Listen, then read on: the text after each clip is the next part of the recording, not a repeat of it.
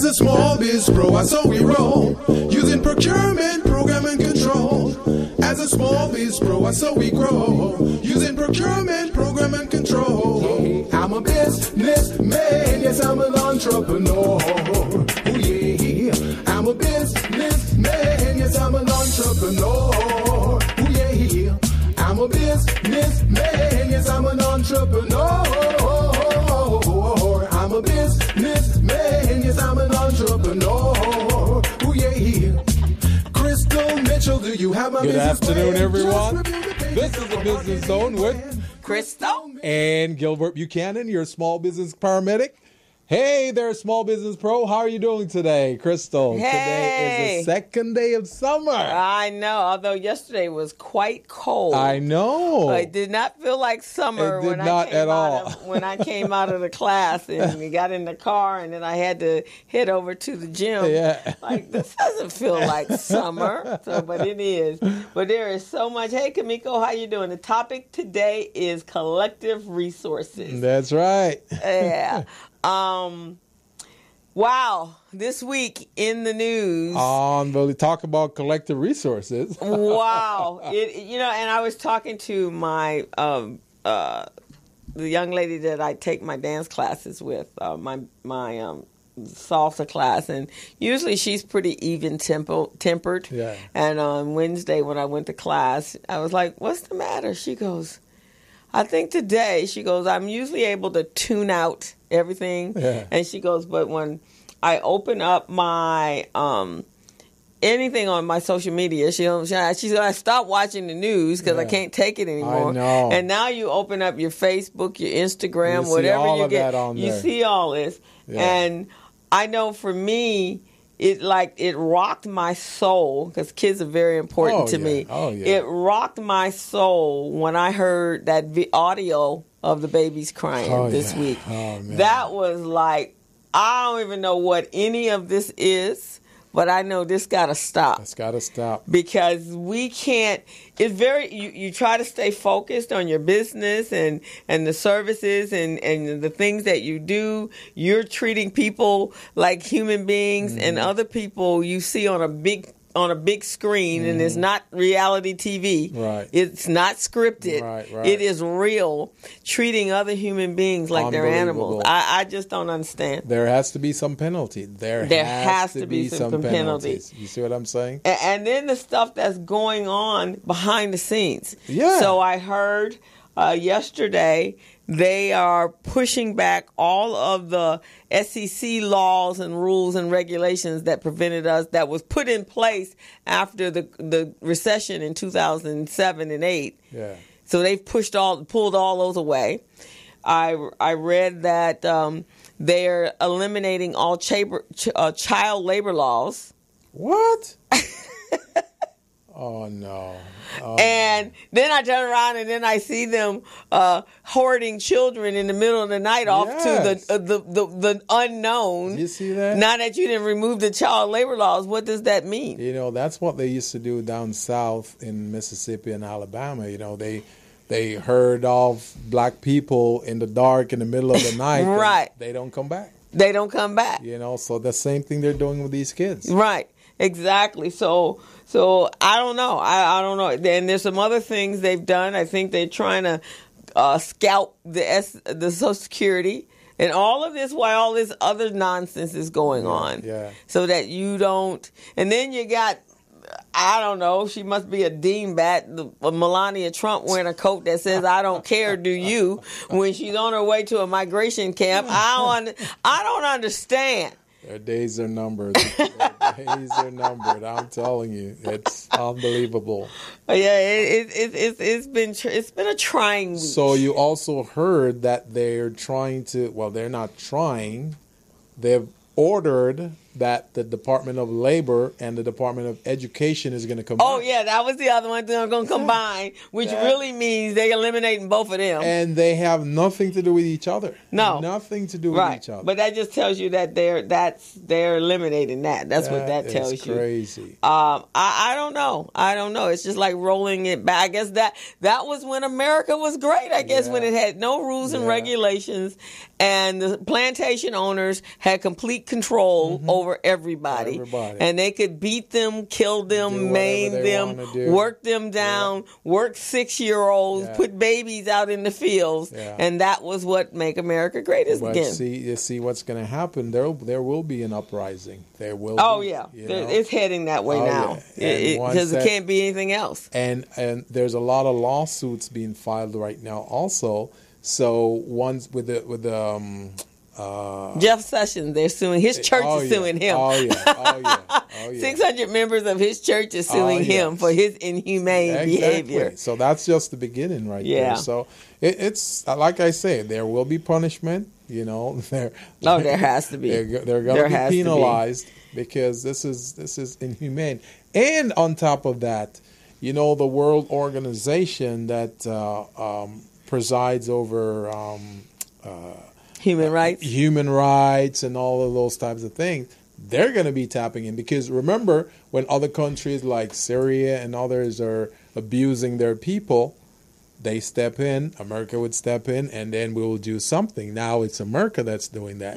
So they're going to step in as well. Right. Which is why he wants to come out of the union so nobody can step in. Well, that won't stop him. That won't stop him at all. The man is a lunatic. He's a psycho. Yeah. And I will say this, Hillary Clinton was absolutely right.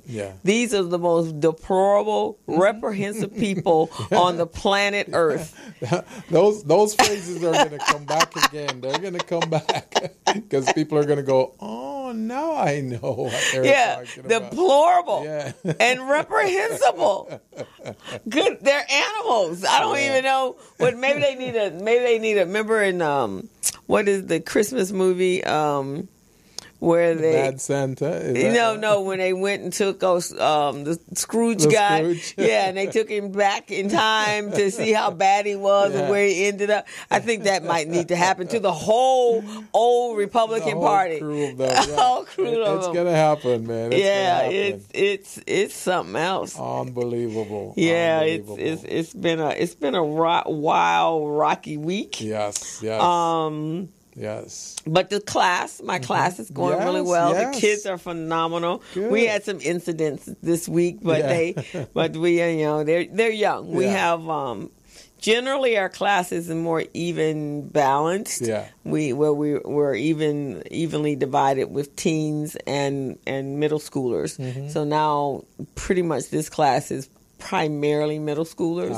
So we were saying yesterday, I said, little ones, middle school, which is really between the ages of 11 to 14, just with 13, that is like 10, 11, 12, 13, 14. They don't move smooth. They move like fish. And when they move like this, chairs are falling, cups are falling, book bags are falling, and you're jerking and you're going like this. And then they're always fighting and pushing and touching and like... Keep your hands to yourself. But they're developing their business plan. So by Friday, they should have a full-fledged business plan to present. That's good. And we've had some great guests. Today we had Miss Carolyn Hines came in. I need to get a hold of her. You do, because she needs to talk to you. Yes. She's got some opportunities that she wants to get into some of the colleges, and there's some grants out there, and she wants us to come in as a team for entrepreneurship. That's great. So you need to reach out to her. You have her number, right? I do. Okay. So Miss Carolyn Hines came in, and then my a friend of mine's, Michael Reddick. You remember Michael? He has the gaming tournament platform where did you interview him? It was last year sometime. I don't remember. It's called Whoop Loop, and he used to play for the Raiders. And were you here? I don't think I was here. His daughter. Oh yeah, you might not have been. His daughter was his CEO. Yeah. And she graduated. He homeschooled his kids and graduated from high school at 15. Oh, that's amazing. In quantitative math. Yeah, so she's off at school. She's in her second year. That's amazing. Going into her junior year. That's amazing. And then I love it when young kids are geniuses. I know, they're genius. So his son is now working. His son is not working with him, so he brought his son and his wife. And so a couple of the kids in the class have gaming platforms. Oh, wow. So he started his because they were volunteering to tutor athletes so that they could get into college and get scholarships. Mm-hmm. But that volunteering turned out to them actually spending about $30,000 in order to help these kids. Right. And so he then thought, well, we got to raise some money because that's their, he had a family. Right. And so he was trying to think what was a business or a fundraiser project that they could do, and then it turned out that kids like to play on game. They like to play on their Nintendos, and they're into gaming, right? So he created a business out of gaming, and so it's a tournament platform. So they join as a membership, $250 a year, and once they do that, then they can compete with each other, and then at the end of the year they have a big tournament. So they could actually service about 20 million people all over the world playing on a game, and then the ones here they get a scholarship. So because they're kids, it goes for the younger ones into a scholarship, so they don't actually get physical cash. And then if it's a nonprofit, it can also become a fundraising arm. So say if it's the Boys and Girls Club. Oh, I see. And then so no cost to them, but if their kids are all participating on it, then 50% of the profits go back. That's great. So he says there's people that want to buy. Now the platform it's global. Yeah. Now there are people that want to buy in for 15% of his business at $24 million. Really? Yeah. Wow. They must see a lot of value in that. Oh, it's big because it's huge. I mean, gaming is huge all over the world. So is it cloud-based? It's PC-based. Because he said today the only country that actually have consoles for gaming is here. Oh, wow. And they're a tariff, so they can't afford them in other countries. So it's all web-based. Wow.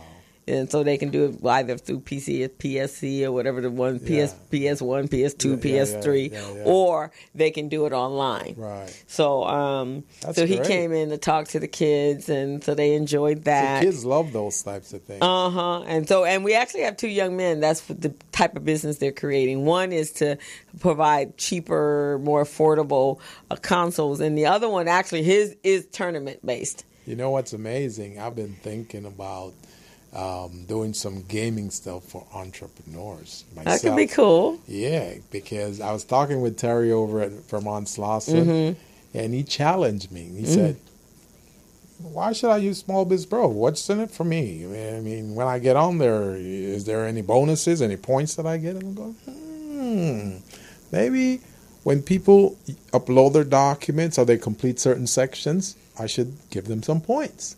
And those points go towards, whether or not they want to write a business plan or capability statement. You see what I mean?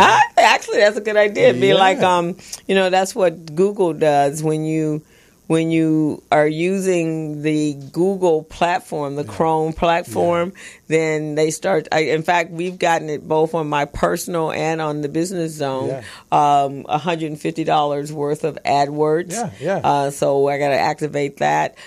Today, I guess because I use, thank you. So today, because I use every platform, I got the classroom going on. I use a lot of Google extensions. Right. So yesterday I got some, and I haven't because I didn't have time to really delve into it. Yeah. Is they didn't elevated me up to some new level in Google, in Gmail, in Google, and so now my portrait on my Gmail have all these, you know how the colors are, the little bubbles that are on with the different red, blue, green, look like the Olympic thing. Yeah. So now my name is encircled in that. I don't know what that means, and I got to go find out what that means. But I guess I done moved up a level to something. Moved up to the elite level. Yeah, I moved up to an elite level. So I think that might be a good idea. Yes. That might be very enticing. I've been thinking about it for a long time now, you know. And I think maybe we talked about this before, and so today we actually have a young man that we're going to start collaborating with, and that's why we're calling Collective Resources. Yeah. But I think you need to be reaching out or just going up and signing up for affiliated programs with anything that's business that we can start referring our customers and clients to. We're doing classes all the time, right? Exactly. And so with that, that can also, so that point system could really be great, right? Exactly if they go buy some product or we recommend a book and we eventually write our own book, but we recommend a book on Amazon or if you looking to structure your create the legal structure, go order a book off of Amazon or QuickBooks or whatever we're using, any other product. Right. I think that's a good idea, actually. That's that. I've been thinking about that ever since. I'm going, damn, I need to get this going. Right. And then we already talked about the CRM, the customer related. Exactly. Right. And in fact, that's so funny because today that's what I was talking to my students about was your added value proposition, which is favorite of yours, right? Yes. Yes. So making sure that your business has some added value. For sure. So I think that point system, and maybe they after 5,000 points, then they get a year for free. That's what I'm talking about. Something of that nature. Yeah, it's just like when you do those frequent flyer miles. You get a free ticket or you get certain things for free rent a car for a week or something like that. Or a 45-minute coaching session. Yeah. I mean, things like that. But then you have them, and then, of course, that will evolve into something else. Yeah. So I've been thinking about that. I think that's excellent. So would that be how, because since you're in upgrade mode right now anyway, right? So you could just go ahead and incorporate something that, what does that look like? Thinking about. So when they go in, like when they first sign up, and if they upload, let's say they upload all of their documents in one section, because it's 4 sections. Now the first section, you just got 200 points for that. Fill out the other section, another 200. And then you fill out the third section, you get maybe 250. Ah, okay. And then the fourth section, once you fill that out, now your profile is complete. So that could possibly take you up to 1,000 points. Right. Then after that, now the next thing is you got to upload those documents. And the more documents that you upload, that brings you closer to contract readiness or business readiness, then you get X amount of points again. So let's say in order to get a free capability statement, it would be 2,500 points. Right. So then that 2,500 points right there, that just earned you a free capability statement. So you come on in. Oh, yeah. That would work. That would work. Yeah. So you do some consultation and, we guide you and show you how to prepare the capability statement, how it works, the different parts of it, and provide you a template. Now let's work on it together. So now you get a capabilities, because not only are you going to get a capability statement, but we're also going to show you how it's used, the purpose of it, the different parts to a capability statement, and how you can use it to gain business. Okay, that actually sounds like a good idea. And then you could actually do a promotion based upon that and to get people just to sign up to Small Biz Pro. And when you refer people also, you get some points. Every 5 people there or every 10 people that you refer to. Exactly. Yeah. Exactly. I like that idea. Yeah, I think that should be something you should incorporate. Exactly. So even if they purchase the least expensive one for $29.99 per month, they refer 4 or 5 people, they get that free.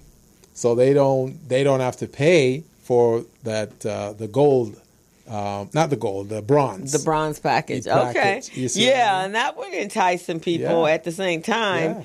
You're getting them to use it, because that's the biggest challenge, I think, right? Yeah. Is actually getting them to use it. And I think when you have a product, especially if it's an electronic product, that might be the first. Because I know I bring in ads all the time. Now there are ads that there are apps that I use regularly, because they keep my business world moving and flowing. And you have to use them daily or weekly. Right, exactly. But there are others that I've used that, I've forgotten that I even downloaded them. Yes. Because it obviously, at the time I thought it was a great idea. Yeah. But then there are others that, recently I think one of my new acquired apps is Grammarly.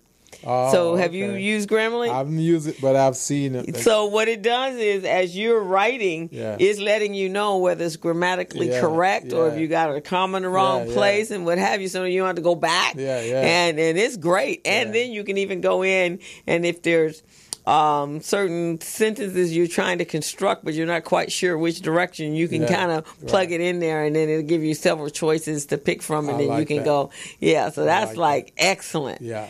So these are people out there doing. So you got a product that's like that. You just got to get it. Yeah, just got to get it incorporated and then launched. Mm-hmm. Yeah. Yeah, that'd be pretty So when I'm cool. hearing about this gaming software, because it's all. I mean, the kids are all about this stuff. Kids love it. Yeah. And again, another thing that kind of spurred me into this also, I did a presentation to the 100 Black Men membership in Long Beach, and there's a lot of kids there. A lot of kids. Yeah, they got. That's their mission. Say 7 to 17.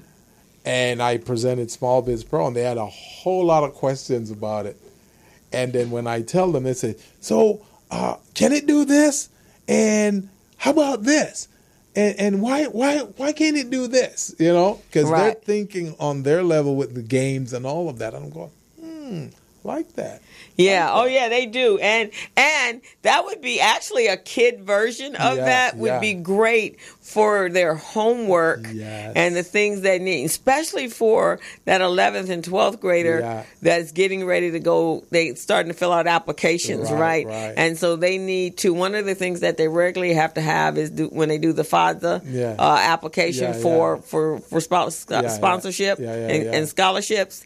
Then they got to pull all these papers, because I remember, and they have to do that every year. And so that would be great. References. So maybe an academic version of Small Biz Pro would be good as well. Oh, yeah, definitely. And maybe get the schools, find a way to get the schools involved in it, the counseling offices or something of that nature. It has to be a progressive school, though, I think. And I'm also thinking about your organization, the Biz Camp. Yeah. For them to have it as well.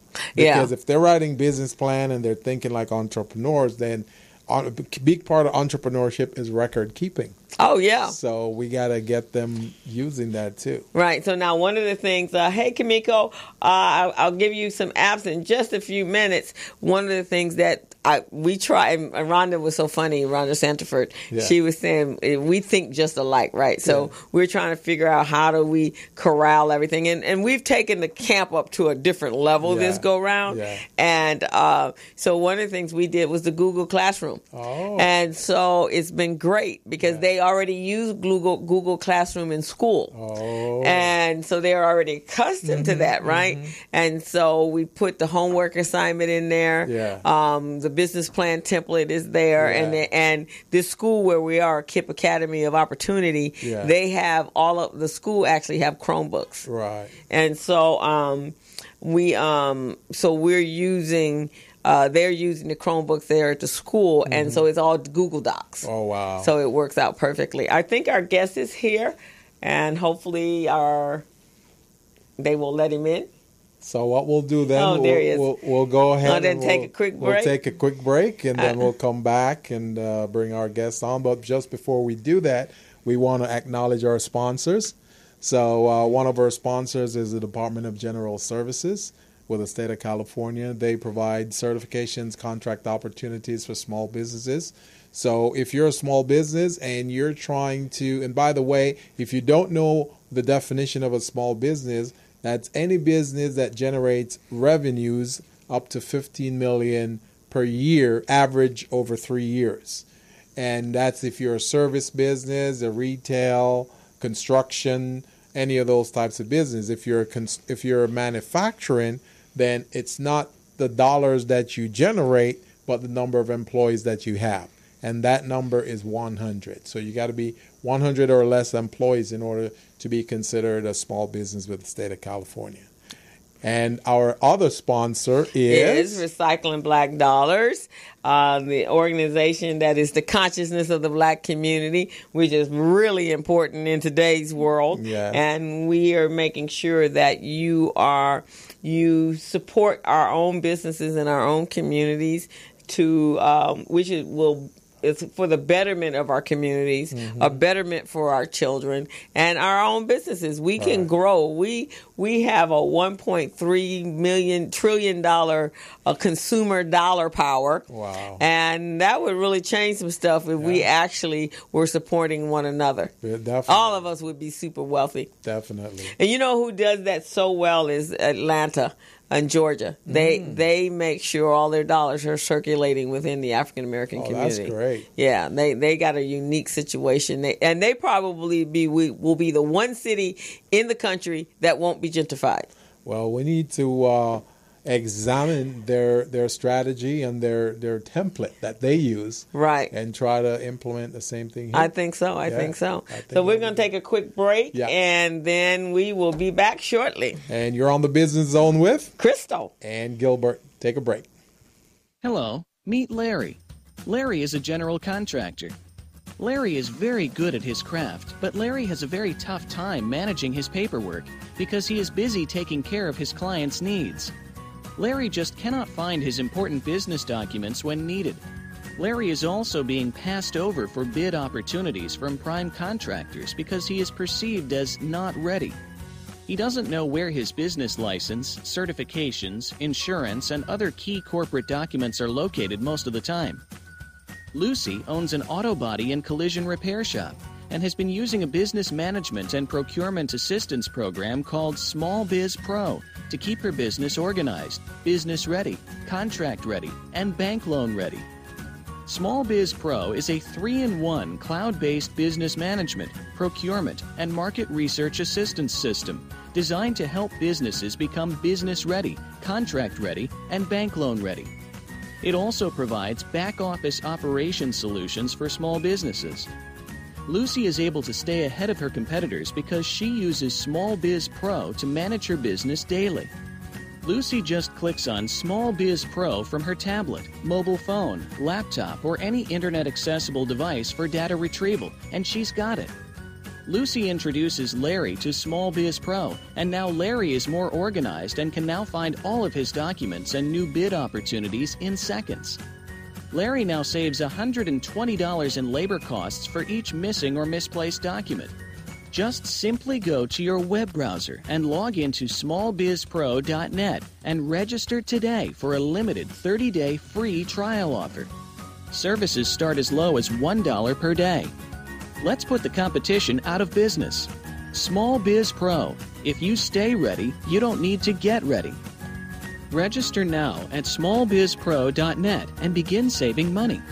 Email info@smallbizpro.net or call 626-533-1186.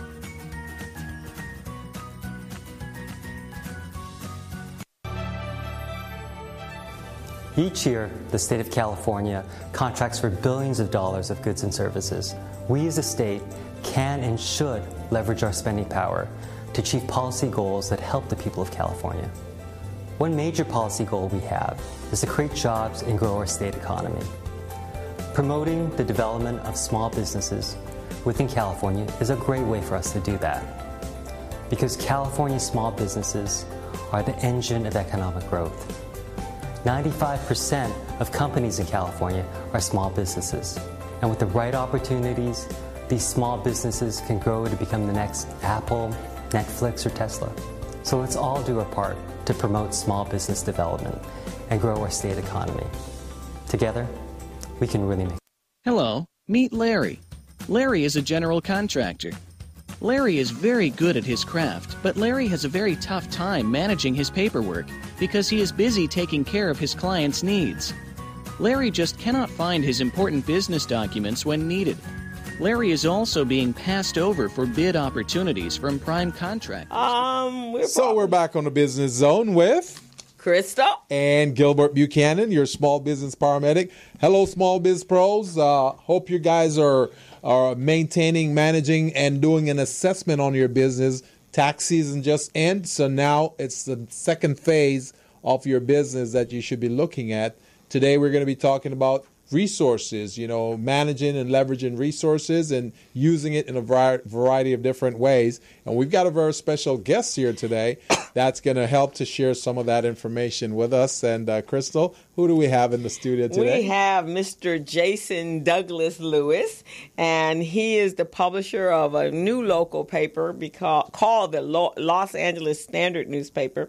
He is from Los Angeles and grew up near Crenshaw Boulevard and Washington Boulevard. After attending Fairfax High, he went on to graduate from UCLA. He started working as a sports photographer during his time in college and then became a sports editor at the Los Angeles Sentinel newspaper, and he also worked at Fox Sports. After 10 years as a journalist in South Los Angeles, he went into business for himself by launching the Los Angeles Standard newspaper. So I was in the first issue. I'm proud to say. Good. It's right here. I don't know where you were. You were off Vegas. Probably was in Vegas. Somewhere in the San Bernardino. I think you were in San Bernardino at that time. So it was great. So I felt good. Hey, Miss Carolyn Hines. Carolyn says, welcome back, Gilbert. Hey, Crystal. Long time no see. Hello, Carolyn. We were just talking about you earlier. So give me a call off the air after this show is over, okay? All right. So we want to welcome Jason to the show. Thank you very much. And thank you. I appreciate it. I appreciate being here. Now, I actually went after he interviewed me, which is literally a year ago. So your paper it was almost 2 years ago. 2 years ago? It was 2 years ago? So you're 2 years old? So I'm going on 2 years old in August, and I still have some extra copies of that paper if you still need them. Okay. And we're going to be 2 years old in July. Okay. Yeah, July 8th. Yeah. So you came right after us. So that story is still on the Standard's website, lastandardnewspaper.com. Excellent. If you go to the business section of the website, right, that story is still there and it still gets web hits. Okay, good. Well, we're going to check that out, and hopefully you can take some pictures of us today. Yeah, I have my camera. So we can start work on our next... Well, actually, this is pretty great because we're talking about creating a relationship. That's what I'm talking about. Where we're going to be working together. Yeah. You're going to be our roaming community reporter, right? And then we're going to air him and his articles, and it's going to be a great way that we can highlight and spotlight our new businesses in our community. Because it's been a challenge. I go out because I'm the co-director of Recycling Black Dollars to welcome everybody to the community. But then when I say, okay, I'm going to invite you to the show, they can't leave their businesses. Yeah. Right? Yeah. So we need him to be out there. To be that rover out there. Our rover, and then on top of that, we're going to cross-market in our shows, and that's how we're going to use our collective resources. Yes. And then we're going to use our collective skill sets to help you grow your newspaper. And at the same time, we'll be growing the Business Zone, and it's going to be great. Yeah, and I think it's going to work perfectly because we have different platforms, but we're doing the same thing. So like in the Standard, I have a business section, which I'm covering a lot of same topics that this show's covering, and you guys are covering the same topics I'm covering. So it just makes sense for us to hit a lot more people if we work together. So I think this is going to be awesome. I think so. And you really are... there are a lot of community papers, but you really get to a lot of different people and a lot of different businesses and organizations in the community. Mm-hmm. I commend you on that. Thank you. I appreciate that. You are everywhere, aren't you? Yeah. And the thing is, I just try hard. There's stories all over the place that go untold. So it's easy for a newspaper to do the mainstream stories. Like it's like I could sit at my computer and I could go online and I could piece together a mainstream story. Yeah. But these community stories, which no one is telling, that they're just out there. You just have to get in your car, drive to it, and you got to network with people. You have to meet people, and then you find all of these nuggets of untold stories that can help the community out a lot. It's a lot of resources out there that people are unaware of. So, but that's the point of a community in newspapers, not to tell mainstream stories, it's to tell those community stories, because it helps the community out greatly. And actually, this is fantastic, because when we talk about our community, we are always, in our community specifically, they're always talking about the negativity, the negative stuff going on, right? Yeah. But I open your paper and got our Urban Tech Connect going on. There's some conversation about technology. Let's see, there's a gentrification meeting going on at the Sip and Saunter. I don't even know where that is. Where is that? It just opened in Inglewood recently. So I got shop. All right, so I got to go over there, and then we got the links. I do know about them because my nephew was in the links. Then we got salsa in Lamert. Yep, at the bike shop. At the bike shop. I'm digging it every Sunday night. Okay, I'm gonna have to do that because I take salsa at another club. So this one was actually the social part. And then was this the gardening tour that took place in View Park? Yeah, okay. It was. I was on that one as well. Yeah. So you are really just like bringing all the greatness of our community to this very beautiful, colorful newspaper. Yeah, and the thing is, I tend to focus on the positive stories. I do cover, the bad stories too here and there, but I like to focus on the positive stories because I remember when I was working at other publications, and I'd always think that, wow, in the mainstream news that we always hear all these bad stories, and I'm thinking like, well, wait a minute, we, the community paper, need to be out there and promoting all these positive stories, because these stories exist. And actually there's so many positive stories, because I'm a monthly paper, and the goal is to become a weekly paper at some point, so I get more positive stories because I can't cover everything, but once I get to into weekly, it's going to be a lot more untold stories that are going to be in here. But the only people who are going to tell our stories in a positive light is us. That's right. So we have to get out there, because it's like even if you search online, you search Los Angeles or Black Los Angeles or South Los Angeles on Google, and you click the image button, you notice it's crime reports, it's all kind of bad stuff. Right. And I'm like, wait a minute, I live in South Los Angeles, and while I do know that stuff exists, that's not the life I lived in. Like I see a bunch of positive people constantly in the community, and I see a lot of positive stuff.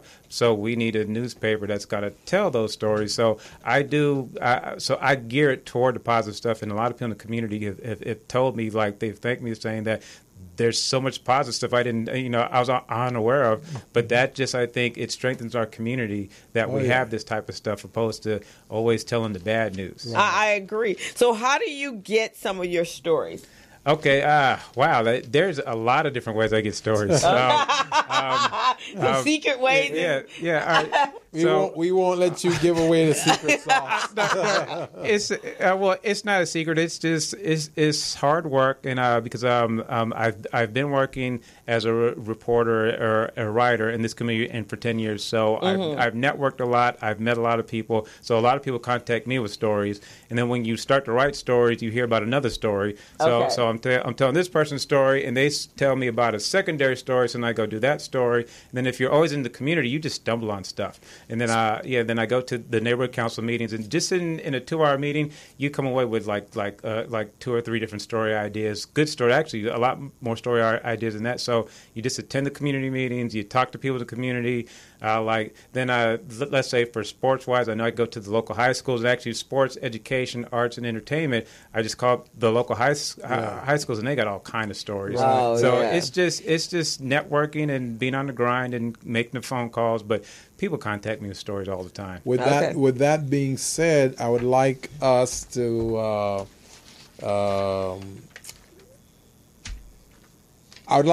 say John Mack. Yes. From the Urban League. Yes. Died today, and I just wanted us to send our respects to his family, and to let people know who probably have never met him or known anything about him, to know that he was a beacon here in the community, and those are some of the stories you're talking about.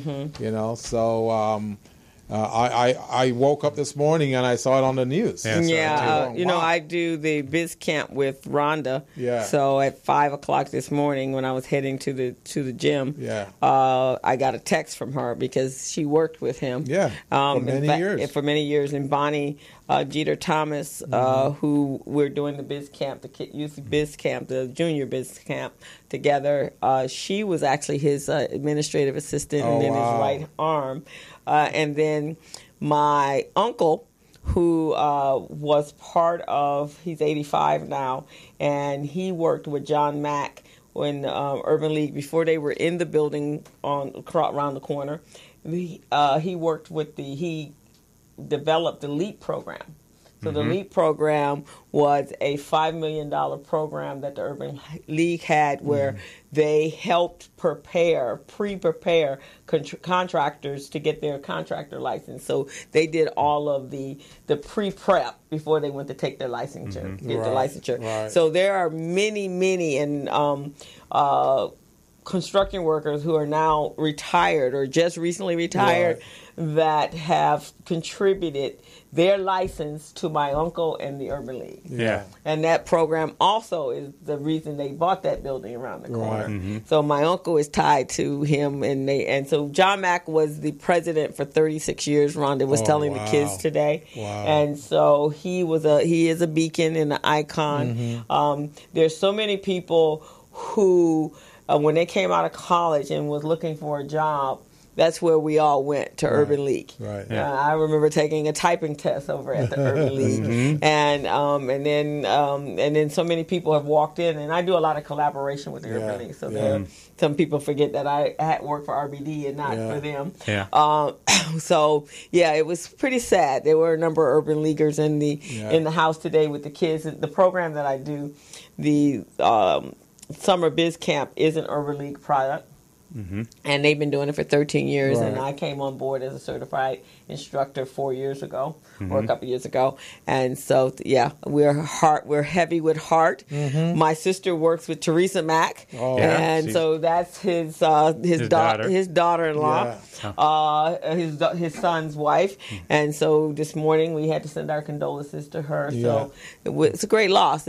Losing John Mack is probably going to be equivalent to losing Muhammad. These were people that were icons, foundation members in the community, and the consciousness of Black LA. And the best part of Black LA. So it's interesting that you have so many people in this community who do these great things, and their stories kind of go untold. So it's good we know his story, but we should know his story more. Because he's done all these amazing things, but we tend to focus on the big time politics and what's going on in D.C. and stuff like that, and it's City Hall. But there's all kind of stuff that are going on in our in our own backyards, community, right? That we need to really know more about. Right, exactly. And so that's great that's what your paper is about, is to bring those stories to life, so that people will. And I think that's some of the issue about us connecting more. Because in other communities you go to, they kind of highlight their people that are doing great things in the community. And we don't even when we have, we have awards banquets and so forth, but there are a lot of people that are never honored at an event. That's true. But unsung heroes, pretty much. Unsung heroes, right, that are doing some amazing. If you look at some of our teachers, you went to Fairfax High? I went to Fairfax. Yeah, so there's probably some teachers. Hey, Kamiko, welcome back. That keeps kicking out. I was just going to say, they're spending their own money. They're spending their own money. I know. I went to LA High, and there's some phenomenal teachers that taught me. Every school out there, there's some kids that would not have gotten through high school, would not have graduated if it had not been for that teacher or that guidance counselor. Yeah, and the thing with this paper is I want people to be able to open up the paper and see people they know and places they go to, events that they could attend and stuff like that, because there's no need for me to cover, again, going back to the mainstream stories, because everyone, you've read about that in LA Times or you watched it on your local news, but there's so many untold stories that the community paper is supposed to cover those things. So, I mean, I remember the paper I used to work for when I would do Lakers stories. I love covering the Lakers, and I do a story on Kobe Bryant or something, and on the website, it'd get maybe 100 hits, 200 hits. I would do a student athlete of the week story of some high school kid who's on his way to college. It would get a few thousand hits because that's what people want to read. Or the local legends. I started that series, and I stood that stuff. And even with all the stories I do, even if it's a mainstream story, I try to find how can I connect it back to the community, and how can I find someone in this community who did that or who participated in that, so that when people open up the paper, they'll be like, well, I know this person, and I could get involved with this. So it's important for a community paper to do those things. And I actually can look at this paper and start pointing out folks that I know. So I feel like, like it's pretty cool, boy. And then the Links program, my nephew actually came through the Links program, the oldest one. And it was really a great experience. And then see him all dressed up in this tuxedo. And Gilbert, when they're at the awards banquet, they are strolling and with their top hats, and they are like really cool. And when you look at them, they're talking about our kids being hooligans. You're looking at these well-dressed, tuxedo-laden men with they got strutting swagger, right? Yeah, because I came through the Links program in '95 when I graduated high school. Okay, and it was a very cool experience. The mentoring they gave us, the workshops they gave us, is extremely cool. Then we had the event where we put on the tuxedos, and then it's like it's different from prom where you just going to be with your friends and act crazy. This was an event, like this was an adult event, and I remember I was on the stage with my parents, and we got to walk out, and I just felt so awesome, like I've achieved something. You right? Yeah, exactly. So this Achievers program, I know they're gearing up pretty soon for the 2019 class. Okay. So in the story, in the stories also on the newspaper's website, on the education section, people could go there and click on, if you click on the story, their website for the Achievers program link is there, and then parents can sign up, and their kids for the incoming seniors can sign up, but then also parents could find out how they could get their younger kids qualified to be a part of the program. Right. So that's the thing I liked about doing in the paper, is that when I write a story, I try to figure out how can I connect the reader to the story so they could participate. So I always leave a web address, a phone number, or an email address, so when people read it, if they want to get involved, well, the number's right there. You don't have to do much work on Google. I did it for you. So and I do hear back from people I do stories on. They say that people start calling them. I just did a story on a reading program that's not too far from here, and it's in this paper here, and the lady called me a couple of days ago saying that since that reading, since the story came out, that she's got more phone calls than she's ever got. Right. And this program's important.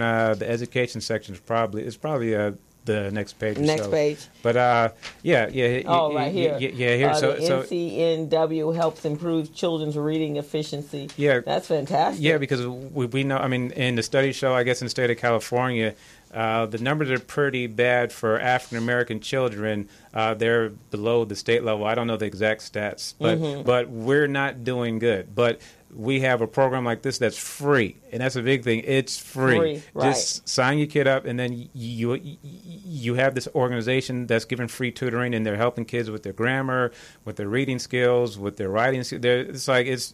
It's like if anyone's child is struggling with that, and a lot of our children are, well, there are many programs in the community that do these things. So I try to find programs, nonprofit programs that have a service to it and inform the public, like this is where you need to go to. So even in the business stuff, there's quite a few programs here in the community that help people with their business plans, with their credit and stuff like that are either low cost or free, and that we as a community need to be taking advantage of these things because, as we know, we're being pushed out. Right. So we need to take advantage of the programs that are here because, in my opinion, I don't think the government is going to come save us anytime soon. I think that ship has sailed. I think they never were really coming, but they gave you the impression possibly they were coming. But I think with this administration, I don't think we have to worry about them coming. They're not coming. Because I think historically, let's say the government has helped other races in ways they didn't help us, even though they owed us. Right. And now I'm at the point is like, why are we complaining about it? We need to fix it on their own. They tell us we need to pick ourselves up by our bootstraps. When I hate when they say that, but at some point it's like, Well, they're not going to give us what we're owed, so we do need to pick ourselves up by the book. So there's programs that we need to take advantage of, but we need to know about the programs and the resources that are available. So, like the program that I do with the kids, and I get so much gratitude out of it, because one of the things I noticed that maybe the schools are, well, one, I do know, they're not nurturing the creativity. So some of, you're able to do this. You were obviously, did you always love photography? See, I got into, as a kid, I liked it. I'm not going to say that I thought I was going to be a photographer when I was growing up. I guess my backstory in a nutshell, when I was in college, I have a other named Jeff Lewis, and he's the Rams team photographer now. Okay. He was big into it, and he got me a job where he was working at, and so I always picked it. So I picked it up then, and I always kept it with me, and then I became a writer. So then the newspapers liked me because I could do photography and writing, and that's how I broke into my career. So where my brother Jeff went both feet in, and he's one of the best sports photographers in the nation, and he lives in View Park. Okay, I know that somebody I know him. Yeah, I can't remember who it was because I was mentioning you, and they're like, "Oh, wait a minute, that's so and so's brother." I was like, "Oh, okay." Yeah, and actually, I wrote a story on him in the paper, and I started a camera club, and he was the first speaker at the camera club. So photography is something that I've done for a long time, and then I got into writing. So I kind of consider myself a content producer, where I'm producing content, whether it's writing or photography.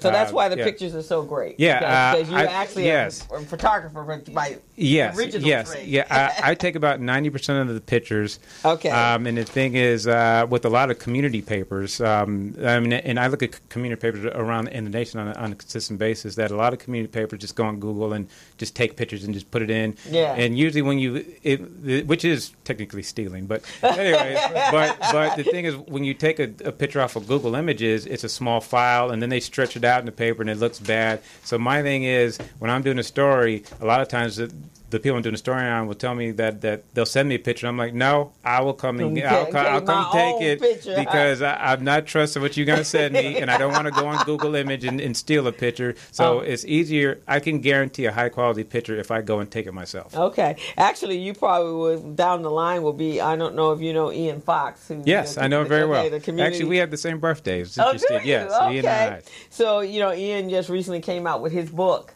Yes. We're dating back to when he first got into the photography business, and he's a producer and director.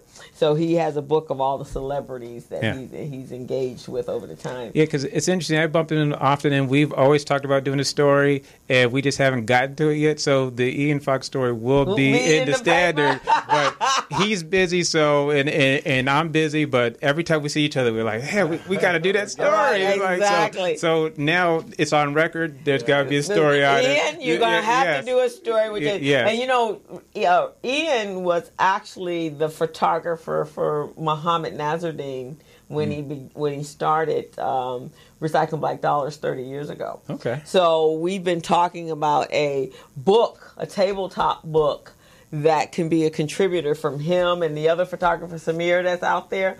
There's all these pictures out there about Recycling Black Dollars that needs to come together in a tabletop book. Yeah. And there's stories behind that.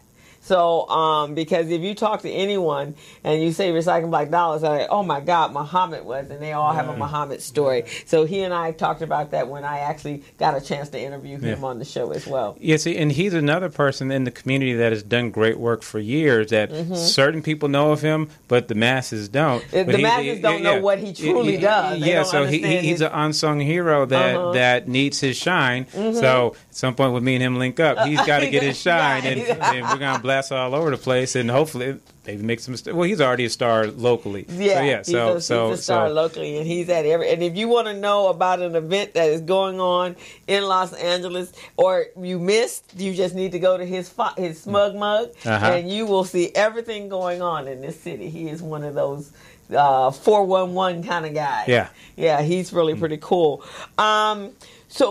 So what was the passion to start your own paper? You worked for the Sentinel and Our Weekly. And Fox News. I can see why you left Fox. Well, at least now I can see why you left. It was Fox Sports. I worked at Fox Sports. I was not working at Fox News. Yeah, well, it's interesting because working at Fox Sports, it seemed like there was a separation between that department. Well, that's a good thing. Yeah, so I never experienced anything wrong at Fox Sports. I can't speak for Fox News. I've never worked there. So I don't know. Okay. Yeah. Clarification. You never worked there. Yeah, just in case Fox Sports wants to ever hire me for something, I'm good with that. So anyways, all right. There was a few different things that led me to start my own paper. I guess one, when you're an employee of a different company and you're producing that product, you're producing a product based on what whoever owns the paper wants, or whoever's above you. So you have all these great ideas, and you always have to get them approved, and chances are they're not going to get approved. And if they do get approved, someone above you is going to shape it the way they see it should be. And so I always thought that the only way that I can produce the paper the way I saw it should be, because I wanted to be extraordinary and awesome and all this stuff. Well, I had ideas on what an extraordinary paper would be, and working for someone else, I could never produce that. Okay. And I wasn't in line for promotions to the position where I can actually do that. Okay. So I'm like, well, I need to skip over that position and just go straight to the top and own my own newspaper, and now I can do what I want. Wow. So I have total control over content, and it's amazing. I don't have anyone above me telling me, you should do this way or that, or telling me no or stuff like that. If I have an idea, it's going in immediately. Right. And then there's people who've told me ideas, and then the very next paper, it's in the newspaper. Right. There's no red tape that I have to deal with. So another reason is that when you're a writer, and people who want to be writers, especially for newspapers, this is something I found out early in my writing career. It's a labor of love. That's what I was told when I first started. And it's my first year as a writer, and I'm getting paid. I'm like, labor of love, okay. And within a few years, I figured out, this is a labor of love. Like pay wise, there's not you're not getting very far. Now I'm not sure, but the mainstream papers, I know they pay more, but I don't think those writers are getting rich either. Right. And at a community paper, it is what it is. I'm not complaining about what I was paid, but it just is what it is. But then now, and people always talk about newspapers are dying. That's partially true, partially false. Yeah. That's true for newspapers that you have to pay for. Because and the thing is, why would I pay for a newspaper to get information that I could get online for free? Right. And now a lot of the big papers have the paywalls and stuff. Well, I can still get this same story from another source that doesn't have a paywall. So why buy the newspaper? So a lot of especially the daily papers you had to pay for, and even the weekly papers you had to pay for, started hurting because people stopped buying them because they didn't need them anymore. Well, actually, they were disrupted by the internet. Yeah, and then you can find all the stories online. Yeah. So it's like why am I buying this? And doesn't it? If I know LA Times, I get articles, and they're posting on the internet as well, right? Yeah. But then they'll put up their little thing, buy the paper. But then after I click it, I can read the article. So. All right, but hold up. But LA Times has a paywall, and that's what the business has to be. So I'm not faulting the LA Times for doing that. But I think you get a certain amount of stories for free a month, like 5 stories. After you've read 5 stories, that thing comes up. It's like, if you want to keep reading this, you got to hit. But there's so many other sources out there. And that's the thing, and that's why the papers you have to buy started to go out of business, or they started to cut their staff because people weren't paying what they used to pay. And now, it's like the LA Times and a few other papers that have to pay for. I remember when I was in high school, they were a quarter. Even high school and middle school, and also they were a quarter. I think the LA Times is like $2.50 or something like that. I'm not sure how much the Sentinel is, but I think they're a couple dollars. They're $1.25, $1.50. Yeah, something like that. So all these newspapers had to raise their prices because people stopped buying them. So their customers, they had to charge them more just to offset. But it was still hurting them. But with the Standard and a lot of other community papers, it's free. Just take it. I'm gonna put it out, and you just take it. Yeah. You can have this information for free. So the paper, it makes money through advertisements. Yeah. So when I was working at another newspaper, I noticed the owner of the paper was doing pretty well. Yeah. I'm not sure how much the owner it was making, but the owner financially was doing better than me. So it's like, wait a minute, I need to be the owner. Yeah, exactly. Like I'm in the wrong part of this game here. I need to be where the owner is because the owner had a nice car, and I believe the owner lived in a nice neighborhood, homeowner, and all that stuff. I'm like, man, so wow, you guys are doing well here. So I'm not knocking their hustle. So I hope those other newspapers are doing well financially, because that means that I could do well financially. Right, because you got people out there already doing it. I just knew long term I could not be a staff writer. Okay. Because just the pay was not going to be where it is. Exactly. So now I'm in a position where, and the thing that about these newspapers, a lot of people, customers, and even a writer view it as a news source. As an owner, you view it more like it's an advertising book. So, that's really what's paying the bills. Yeah. That's the business model. Yeah. So my theory is that if I make really good content, really great stories, really great pictures, people will pick up this ad book. So if I don't have good stories or good pictures, then people aren't going to pick it up, and it's going to sit there, and people aren't going to like it. So my theory is, from the editorial side, I'm going to do the best job I can possible to get people to like it, and then when they like it, they're going to get all those ads, which how it produces money, and then eventually I'll be able to have a full big staff that I could pay and start hiring more people in the community and give people jobs. So advertisement is the big thing in newspapers, but as a free newspaper, I'm not worried about people buying the paper. So I've taken that out of the equation, but now I have to really focus hard on selling ads. Yeah.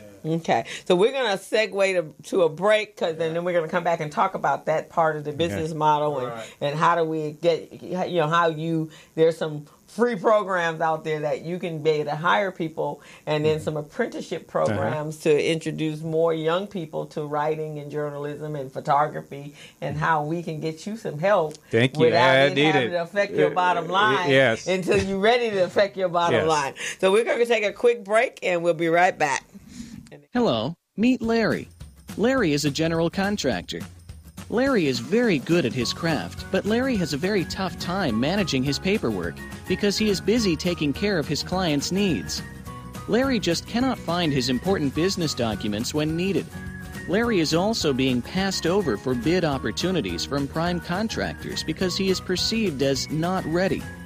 He doesn't know where his business license, certifications, insurance, and other key corporate documents are located most of the time.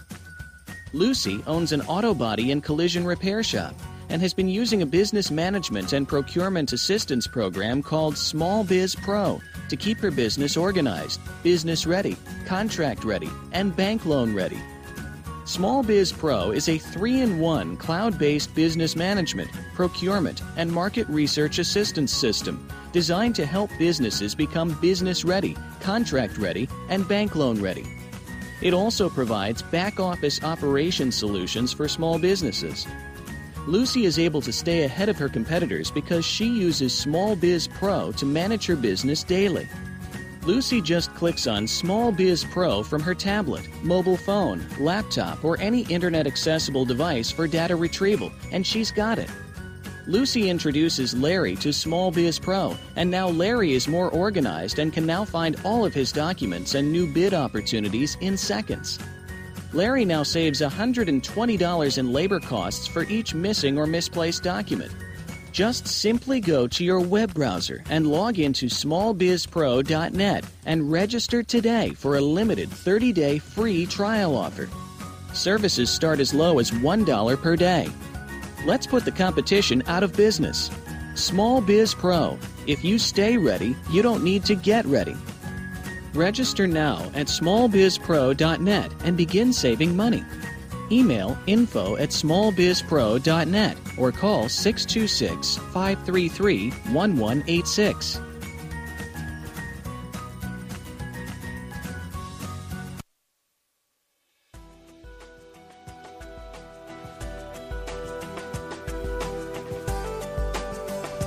Brothers, prayer is such an integral part of everything we do in life. It's not only about what we do practically, but also what we do physically. You must plan proper rest, plan your meals, and plan proper exercise. you work your plan, I promise you'll have a healthy lifestyle. If you seek to live a healthier lifestyle, make sure that you partner up with a friend, perhaps a fitness trainer, or someone that will help you maintain your level of accountability.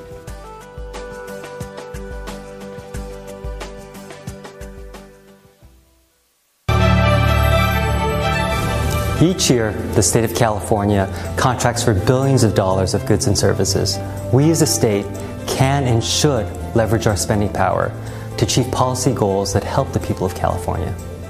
One major policy goal we have is to create jobs and grow our state economy. Promoting the development of small businesses within California is a great way for us to do that, because California's small businesses are the engine of economic growth. 95% of companies in California are small businesses. And with the right opportunities, these small businesses can grow to become the next Apple, Netflix, or Tesla. So let's all do our part to promote small business development and grow our state economy. Together, we can really make with Crystal and Gilbert Buchanan, your small business paramedic. And we've got a special guest in the studio today, Mr. Jason Lewis. Mm-hmm. And Jason is the owner of the Los Angeles Standard's newspaper. And he's been sharing some great information with us about this newspaper and how it got started and some of the key resources that he's leveraged in the community. Now, can you tell me a little bit? This picture here on the top picture on this is this month's issue? Yes. Right. They're talking about Urban Tech Connect, mm-hmm. and I see this gentleman in the middle right here from Hood Tech. Yes. I really would love to be connected with this person. Yeah. Because what was this about? So this was a conference that was promoting technology, because STEM programs are huge right now. And here in South LA, they're really being promoted to get kids into tech. Right. So a lot of these tech companies are they're selling for billions of dollars. Mm-hmm. And you look at Facebook. That started in some college kids' dorm. Yeah, exactly. And then a garage. Apple started in a garage. Yeah, you look at Instagram. You had a couple programmers who were, let's see. Actually, their stories is touched on in the article briefly, but you had a couple programmers who were some software engineers or something that I don't understand, but they knew what they were doing, and they had an idea, and then they got the funding from the venture capitalists that gave them $500,000. Yeah. Then they created Instagram, and they sold it for $1 billion or something like that. Wow. Yeah, so you have a lot of these kids who were really understanding computers, all this stuff goes over my head. You're actually pre-gaming, all of that stuff. Yeah, we're on another. So I do understand how to create a website. I created the LA Standards website, and I do understand how to manage things and how to do Facebook and Instagram, but stuff about making codes and building apps, I don't know. But you have all these young people who are really getting into this, and they're cashing in big time. So now the thing is, how can people in South LA start to cash in? Yeah. And the they need the education, so they need to be pushing it in the right direction. And this company here, Plug in South Los Angeles, they were really promoting tech. Not only to kids, but to young adults, to people in the middle ages. Because if you own a small business like me, I own a newspaper. I need to learn tech, and there are certain things in tech that I'm picking up as I go that I'm I really need to learn this a lot quicker, because it would really make it easier for me to get these stories out to people much faster. Because I'm using Facebook and Instagram to get stories out, and they are getting out. Yeah. But if I had a better understanding of tech, which I'm still learning, that it would get out to, instead of getting out to 10,000 people, maybe I get out to 1 million people. And then maybe 1 million people are seeing these positive black stories. That really helps change the image of black people. So tech is huge. And I know the guy you're talking about with the cap in the middle, he told an interesting story, Latino guy, and he said his first business operation started when he was selling candy at school in the 8th grade. Wow. And so then he asked, he was talking to a bunch of students during this time, and he asked all the students who sell candy at school to raise your hand, and a bunch of them raised their hand. Yeah. He's like, you all are entrepreneurs already, and you don't even know it. Right. You found a hustle. Yeah. And so I don't remember what company he actually started, but he got into tech, and he's an entrepreneur, and he took off, and I think he's from here in Los Angeles. So it just shows that even people who don't have the high-priced education, if you learn this tech stuff and you learn the STEM, you go through the STEM programs, it could take you very far. Yeah. And actually, it's interesting you said that, because today when we had a guest speaker come in for the kids at the Biz Camp, and which, by the way, we had 21 kids there, and there's probably 19 of them that have little part-time gig jobs right now, and no structure to it. So we're teaching them structure, right? So they're really pretty smart. Right. But today, a friend of mine, he was a former Raider. His name is Michael Reddick, and you might want to do a story on him if you haven't done already. Yeah. So Michael he's from Orange County. So now he does. He was saying today, he's known for running a 10-1-2-3. And when he went... That's fast. Yeah. Yes. But when he went to college, he went to the Olympics, so somewhere he was training, his 10-1, he said, he met some folks that he was walking compared to them running. Yeah, they were doing 9.1, and he was fast, right? Yeah. So he became a football player. Yeah. And so he was a quarterback, I think he said, a running back. Yeah. And he played for the Raiders when they were here. Okay. So then, so that's some years ago. So then he started talking to kids, and there was a lot of kids that wanted to play football, but their grades were low and what have you. So for a volunteer thing, they started going in to help them and tutor them to get the grades up. But he said that volunteer turned into a $30,000 payment on his side, because he was picking them up from school and taking them home and all that kind of stuff. So his wife's like, okay, look, dude, you're going to have to find some other source of money. So he said he went to every corporation, tried to raise money, and none of it was working. So and I was telling Gilbert earlier, he was saying, okay, I got to come up with something, a fundraiser that these people will get connected with. Yeah. So he has a company called the EA, what is it called? EALC, but it is Whoop Loop. And so it is a platform for tournament gaming. Mm-hmm. And so big annual membership, $250, and then they go in and they compete, and it's on a world scale now. He's international. In fact, he was telling one of the kids, asked him what was these are my kids, I'm so proud of them. Yeah. What was his company valued at today? And so he said, well, there's people that's been wanting to buy his company, 15% buy-in for $24 million. Wow.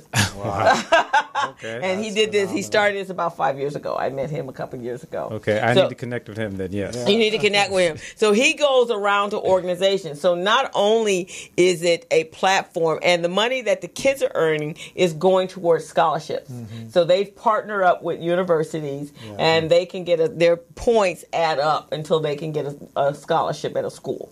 So that's on that side for the young kids. He says, but also he partners up with nonprofits like a Boys and Girls Club, and if kids get all signed up, then 50% of their membership goes back to help that nonprofit. Right. Wow. And that is how they were helping kids with the tutoring. So that was his platform he started. And then the other piece of that was he brought his children in. So both his kids were homeschooled. So his daughter finished college at 15, finished high school at 15. They were homeschooled, and she is now a junior at a university on quantitative mathematics. Okay, that's above my head.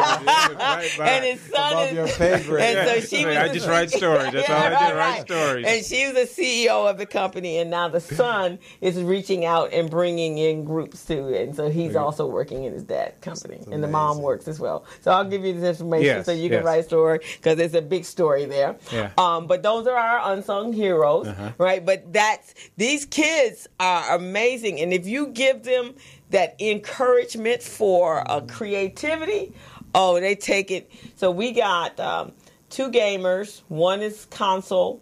One is doing the same thing, the tournament.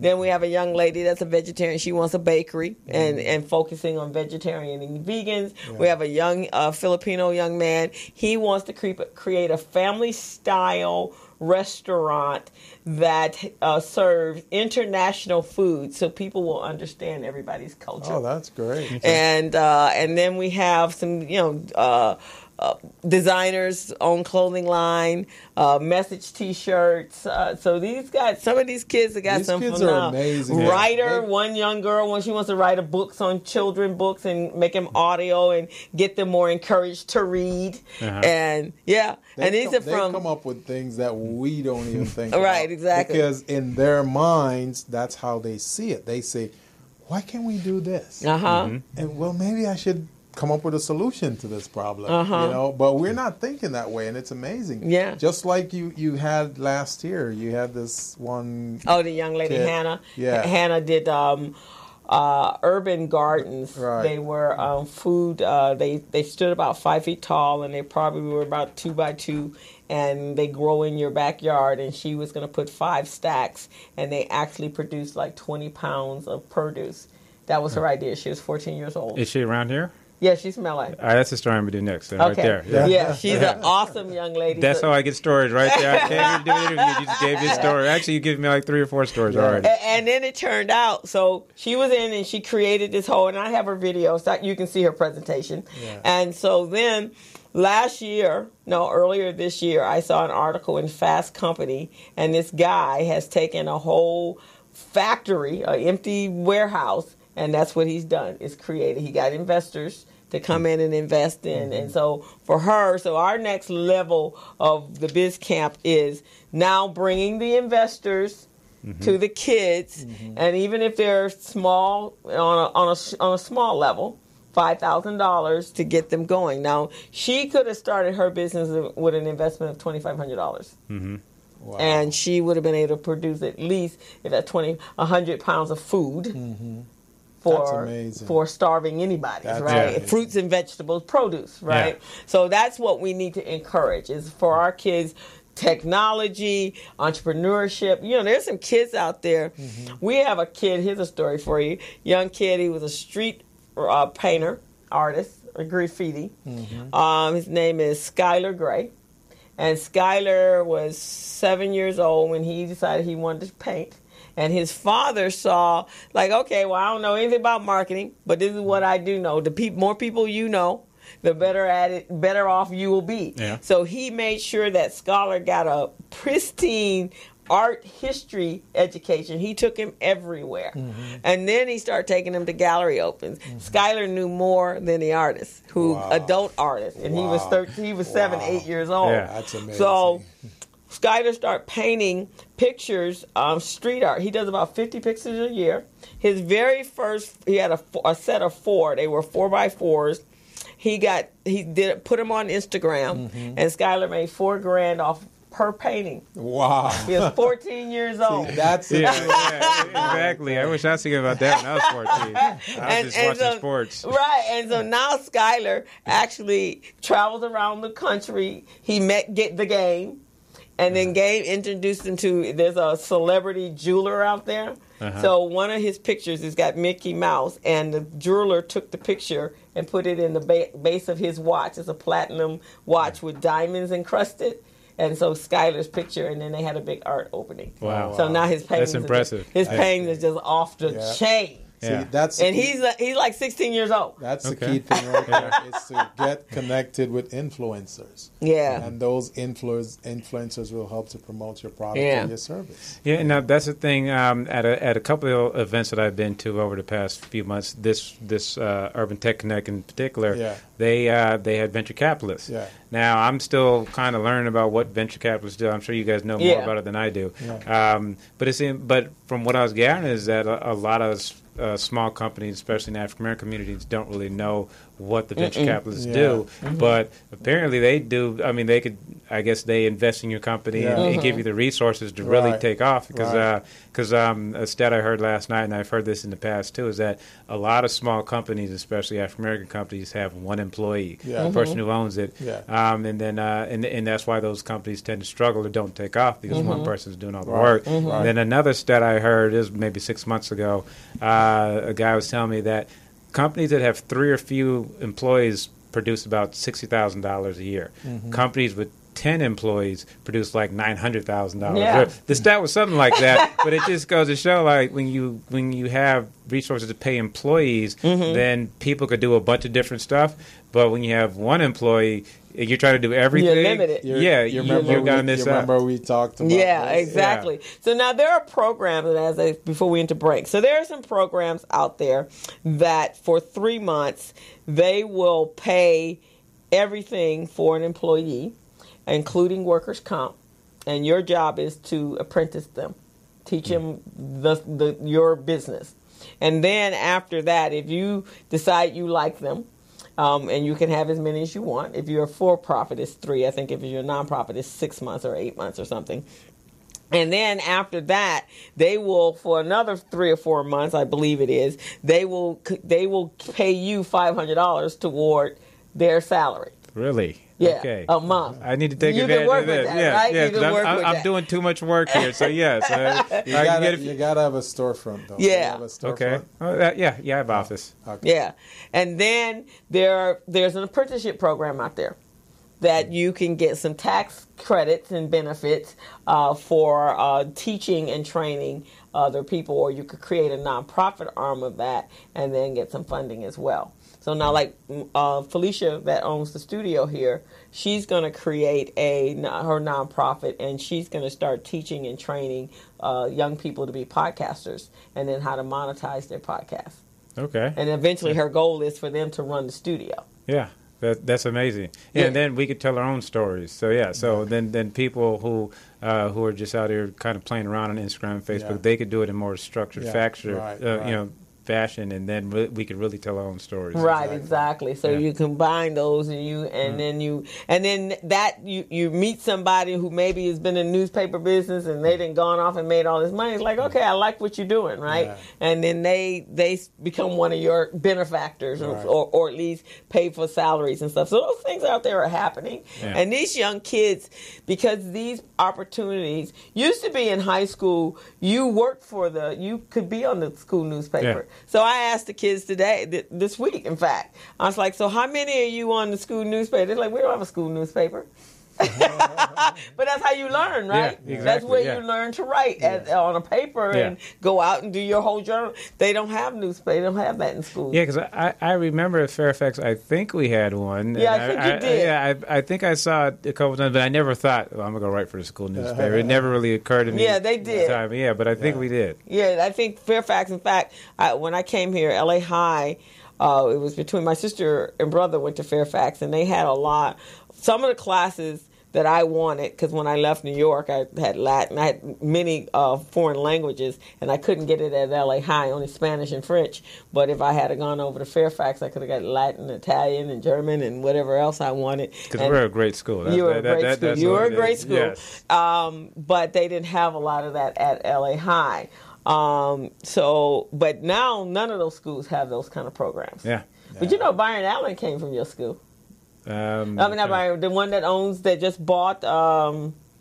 Who did he just buy? That's Byron Allen. Byron Allen, tall guy. Oh yeah, he bought the Weather Channel, right? Yeah. He went to your school. I didn't know that. He graduated in 76 or because it was interesting. I was at a discussion talk, and he was supposed to be there, and I was excited to meet him, but I guess he couldn't make it, because I know he's in media. He's big time. He's huge. He's quietly have become a media billionaire. Yeah, he's a mogul. And I'm like, I'm in media, so I need to connect with him. So he's an alma mater. He went to your school. Okay, so that's my end. That's your end. He went to Fairfax, and I want to say he may have gone to UCLA as well. Oh, that's where I went. So so now I got to it. So I should really be able to get to him. Yeah, and he was a comedian. That's how he started. And very nerdy. in his early days, and look at him. Yeah. And he's still quietly doing his thing. Nobody, he ain't gone on and bought a whole television. I mean, he already had his own network, and he was doing, 4 or 5 shows on, and so he quietly does what he does. Yeah. Yeah, so that's your end. All right. Yeah, I'm going to connect with them. And that's the whole thing in business. You have to connect with people. You got to connect with people. That's one thing I'm learning. The more you connect with someone, and the thing is, when you help people, that's when the help comes back to you. Yeah. So it's not just connecting, so what can you do for me? But when you help other people, somehow in the world, it comes back to you. Right. Yeah, what George Fraser says, you're in the business of serving. Yes. So when you meet people, it's not how can you help me? It's how can I help you? Yeah. And that's the way it should be, because it is going to come back. And I see it for me all the time. Yeah. I see, I do my business, the philosophy of my business has always been, for the for-profit part, but the philanthropy part. And that's my, coaching and training children. That basically has been in the area of children. And then a brief moment there, I did a lot for adults, but mostly kids. Yeah, because I see with the paper, a lot of stories I do, it's kind of my way of doing the community service, because all these articles are free. Like sometimes people call me and ask me how much is it to place an article. I'm like, no, I'll do the story for free, because I'm looking to get ads from other sources. But if there's a nonprofit organization that's trying to get some program out to kids, to elderly people, or to just do something to help the community, now I'll do that story for free. Because the more stories like that and people picking up the paper, these big corporations are starting to notice, and so I'm trying to get in their pockets, not the little guy's pocket who's trying to help the community. And so, as we were saying, one of the things is your content. You're an original, creative content. Yeah. Everything that goes in the paper, and I'm a stickler on this, is original. I don't run press releases. I don't run wire service stories like Associated Press, which I think Associated Press writes great stories, but they usually don't come down here. Well, maybe if there's something bad happening, they'll cover it or something like that. So a lot of the mainstream media come down here when something bad happens. But my thing is, there's so many stories out here that you just have to get outside and find them, and you don't have to go too far to find them. But everything's original, and at some point when I do go weekly, I still want all the stories to go original. So as a monthly paper, it's kind of easier. I have time to compile these original stories, but when I go weekly, that's when I'm really going to have a full staff, because I don't want to run anything that I got from somewhere else. I want everything to be written original stuff. Written directly for this paper. So the content in here, you're not finding these exact stories in other papers around the nation, but in other papers, and I understand why papers do it, because a lot of newspapers have small staffs, so it's like they kind of lean on wire service stories, but that's it. I don't want to use that as a crutch. And even though it's difficult to get all these stories, if it's possible, then I'm going to do it, because it just looks better. And that's the whole thing. When you're trying to be extraordinary, you can't half-step it, or you can't say, well, I don't have the staff, so I can't do it. Well, figure out how to do it. So I've figured out how to do it, and it's not rocket science. So it didn't take that. It's just work. That's it. Yeah, that really is. And so now I think you're next. So when I went to this meeting, and I think I mentioned, I called you after I was there. So I was with this person, a young lady, her name is TJ Mercer, and she is in television. And so she was doing a workshop on how to be a noisemaker and be able to get yourself in as a content expert on platforms on television. So one of the things she gave us was, if you do 3 posts a week, and also when I met with Armand, he told me the same thing. So choose a consistent day of putting content 3 times a week on your social media platforms. I use Hootsuite to reach out to everybody I need, and I found that when I use Hootsuite, it really, from an organic standpoint, it reaches more people. And I do have a pretty large, I have RBD's platform for our social. As opposed to Facebook? Well, I use it, it's connected, so it's blasting to all of my social media outlets, but at one time. Right. Okay, all right, so what you're saying, Hootsuite, I haven't heard of this. So Hootsuite is a platform where you connect your Facebook, your Instagram, LinkedIn, all of them, and then when you post, it goes to all of them, and you can schedule it when you want it to go out. So you're not doing that Because it's interesting because I post mostly to Facebook and Instagram. Right. Twitter, I have not, I mean, I know how to use Twitter, but it doesn't get out to that many people. So I must be doing something wrong because I guess on Twitter it's not just posted in.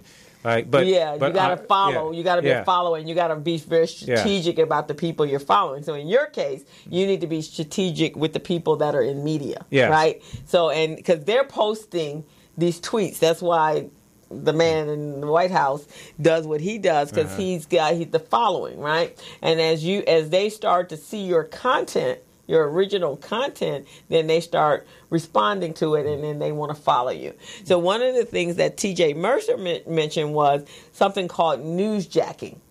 Newsjacking was if you see, like right now with the Me Too, well, now we got the children. Before you tell them about the newsjacking, let's go ahead and take our final break. Okay. We'll come back. And for those of you who are listening and you want to join in the conversation, this is an excellent conversation.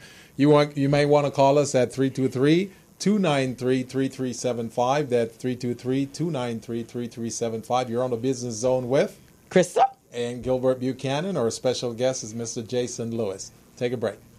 Hello, meet Larry. Larry is a general contractor. Larry is very good at his craft, but Larry has a very tough time managing his paperwork because he is busy taking care of his clients' needs. Larry just cannot find his important business documents when needed. Larry is also being passed over for bid opportunities from prime contractors because he is perceived as not ready. He doesn't know where his business license, certifications, insurance, and other key corporate documents are located most of the time. Lucy owns an auto body and collision repair shop and has been using a business management and procurement assistance program called Small Biz Pro to keep her business organized, business ready, contract ready, and bank loan ready. Small Biz Pro is a 3-in-1 cloud-based business management, procurement, and market research assistance system designed to help businesses become business ready, contract ready, and bank loan ready.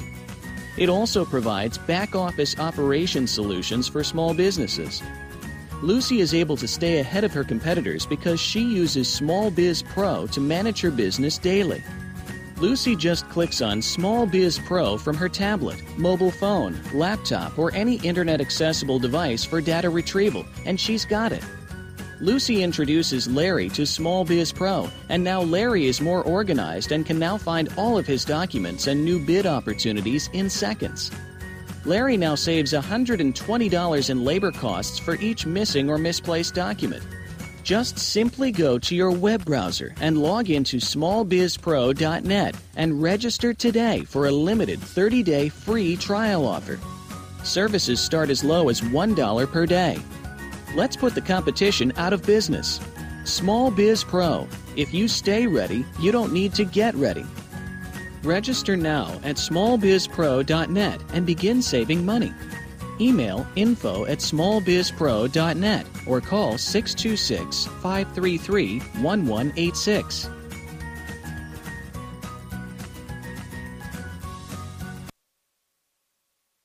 Back on the Business Zone with Krista and Gilbert Buchanan. Our special guest here is Mr. Jason Lewis from the Los Angeles Standard newspaper.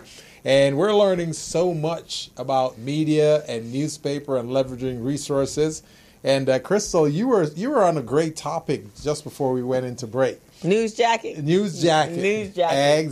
So this is a new term I learned. I went to a seminar a couple weeks ago, and it was held by TJ Mercer, who is a PR guru person, and so I'm actually contemplating taking her classes. But newsjacking is the art and science of interjecting your ideas into a breaking news story so you and your ideas get noticed. Mm-hmm. So one of the things she says that producers have way too much work than going out to look for people. They need people to bring the stuff to them. So the way they find this is on Twitter and Facebook, and so they have a whole team of people scouring social media to make that happen. So here is a diagram. So you have your breaking news story here. Then you interject your content here, right? And then your content, the journalists scramble for additional information, so that could be your content. So if you are following any of the all the media outlets, the NBCs, the newspaper, the LA Times, all of them, and all the TV stations, all the podcasters that are doing this stuff out there, then you start interjecting your content here. You're a writer, so that will not be difficult for you. And then it starts to grow the public excitement, right? And then it peaks here, and then it becomes old news. So your content, does it have to relate to the story that's on there? Well, it needs to be to make yourself the expert, right? Okay. Because one, he's trying to become the content influencer, right? Yeah. So let's say right now, in amongst the other things that's going on, gentrification is an issue in our community, right? So you go to all the meetings, right? Yeah. And people are having conversations about certain things, then you can interject some content that you've pulled or an article that you've already written, and you do a little blab or blurb about that, and you keep doing that. So you jack in the news. So you're breaking in. It's like a commercial break on the news with some extra added information, right? Yeah, so you're saying, so if there's a hot topic that's out right now, like the separation of children from parents, or whatever. And if I have some stories I've done in the past, I could interject that and hop on in. Or if I'm quick enough, I could quickly make some phone calls and I could write up a story and get in on it. And then interject that in with your link. Yeah. And then, of course, to the standard. Yeah. And then you become that person. Yeah, and so it's like now with the standard, I'm heavily community driven, but a lot of these mainstream stories can be brought back to the community. Yeah, you can tie it back into the community, right? Because that, let's take some separation of children. That's happening here too. We just may not know about it, right? Yeah. But I do know. One of the kids told me today. I was talking about principles and standing on your principles, and we were talking about fast foods and places that I don't frequent anymore because I don't believe in their policies, especially if it's derogatory to me and my people. And so one of the young kids there that goes to the KIPP Academy school, he says, oh, I know what you're talking about, Miss Christo, because ICE has been over at our elementary school. Wow. And that's right there at Figaro in Manchester. Uh-huh. So I was like, he said, yeah, right here it's KIPP. I said, here? He said, no, not this one, because the elementary school is next door to the middle school. So what were they doing? They were coming over to take kids. Kids? Yeah, because there's elementary school. So the parents were undocumented, so they were coming to pick up their children from school. This is before school got out. Yeah, and the thing with the immigration issue, like the bulk of it is about Latinos. Yeah. But a lot of it also. But you got others so because that look like us. You have a lot of black people who have come here in from different countries. It also affects them. Now, as African Americans, and we've been here a long time, maybe we didn't really think about that, but we have a lot of Africans who have been in our communities for a long time, and it could affect them who are ingrained in our communities. Or naturalized citizens like this one over here. I'm glad you mentioned that. Yeah. Because did you know that since Trump took office, 70,000 Jamaicans have been deported? Did you know that? No, I did not know that. 70,000 Jamaicans have been deported. And we're going, really? How did that happen?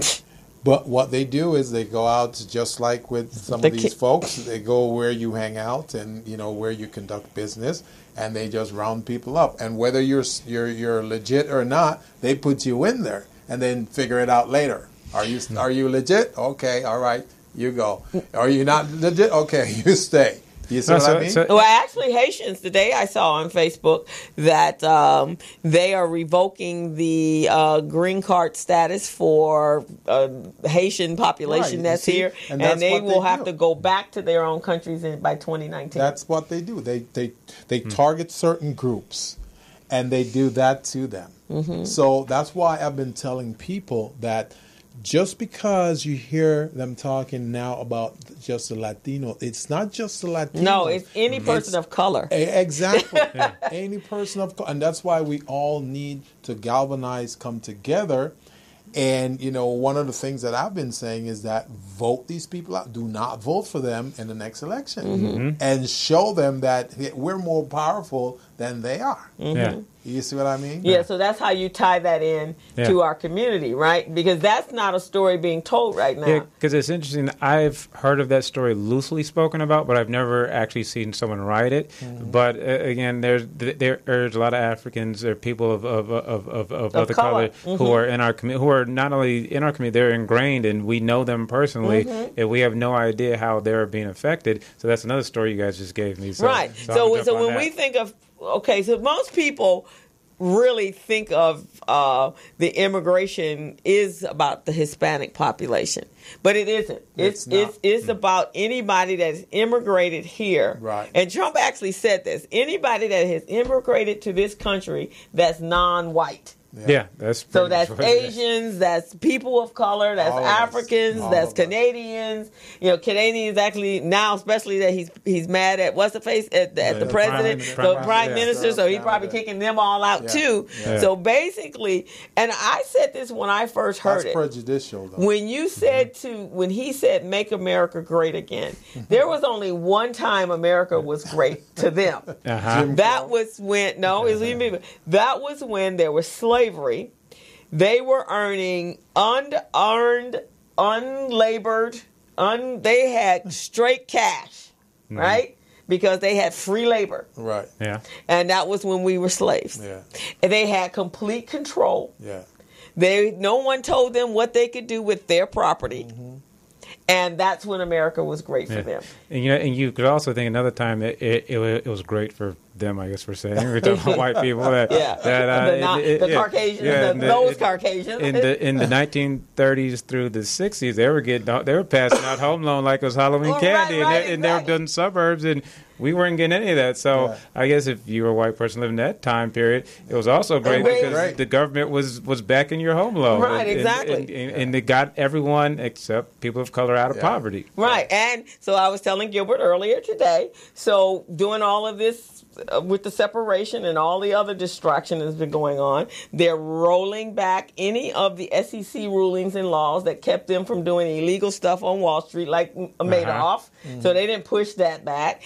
They're combining with Department of Labor and Education. Or basically to eliminate that. Heard that they're pushing back child labor laws. So now those children that they're going to be taking out in the middle of the night can become workers. And won't pay them. And won't pay them. You know, and personally, I think most of the stuff Trump is doing in the media is just it's noise. It's just a smoke screen. But we're missing all the other stuff he's doing. Right. Like all the regulations he's cut back on. Yeah. So every now and then on Facebook, I go, don't be distracted. So where newsjacking comes in is the facts and the figures. Because one of the reasons we wanted, and one of the visions behind the Business Zone was that for us as a people, we don't know half the time what's going on. We are news and information deprived, right? And see, this is one of the things about the newsjacking right there that works with the immigration situation right now, because we know all those things that's going on, the separation of the kids and people coming here, most of them Latinos. But the part that a lot of people don't know where the newsjacking could come in for you is that 70% of entrepreneurs are immigrants. Right. Yeah. 70%. Yeah.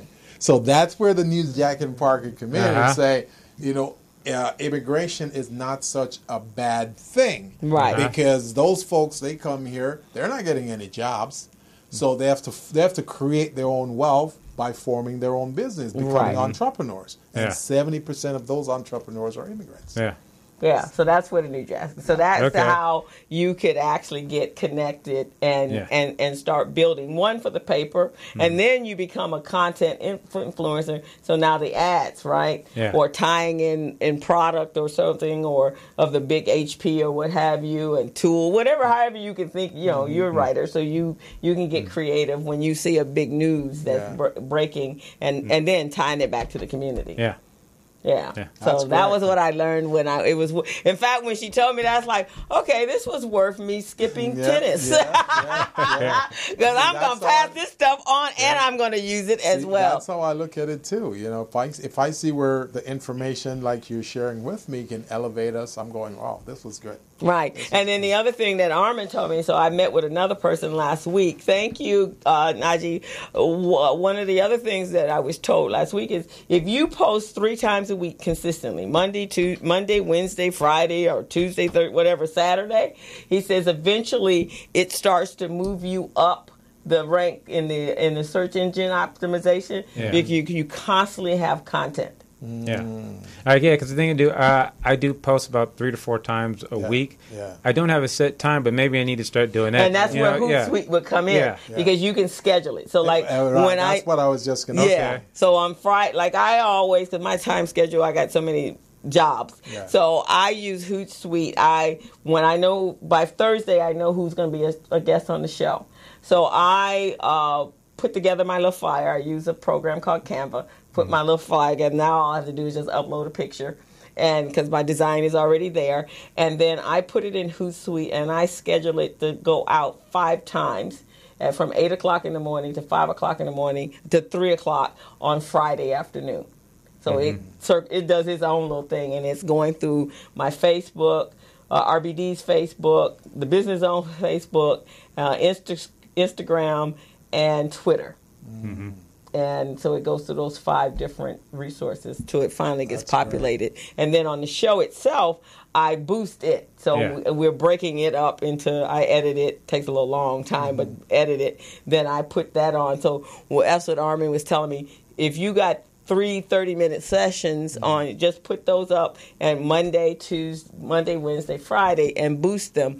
And then, so we've actually had I boost stuff in Africa, Brazil, all over the country, all over the world. So we get about, and depending on the topic, we get about 30, I think we've gotten 14 to 15,000 hits on an article, on a show. Yeah, now a segment. Yeah, now the thing is, when I on Facebook, I boost it. Typically I pay the $5. Sometimes if it's something really big, I pay $10. Yeah. I paid $20 a couple times, but now I guess with the standard, because it's so community driven, I put in the zip codes that the paper goes to. Right, exactly. Yeah, because it's nice if someone in Wisconsin read my story, but not your community, or someone in China or something read it, but I'm really trying to get it to the community. So when you put in the zip codes, it gets there specifically. Right.